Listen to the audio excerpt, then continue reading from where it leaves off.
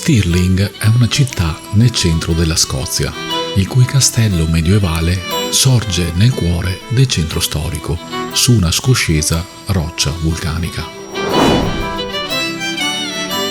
Su una collina a nord di Stirling si innalza la maestosa torre dedicata all'eroe nazionale di Scozia William Wallace. Questo condottiero del XIII secolo combatté contro il re Edoardo I d'Inghilterra nella guerra di indipendenza. Se ti è piaciuto Braveheart, non potrai perderti questo posto. All'interno troverai una replica della spada del famoso guerriero.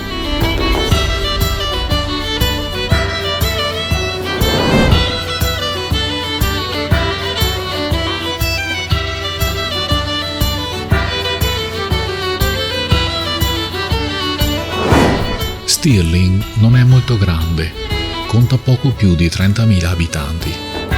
Secondo alcuni storici, l'origine dei centri abitati è strettamente collegata ai mercati medievali.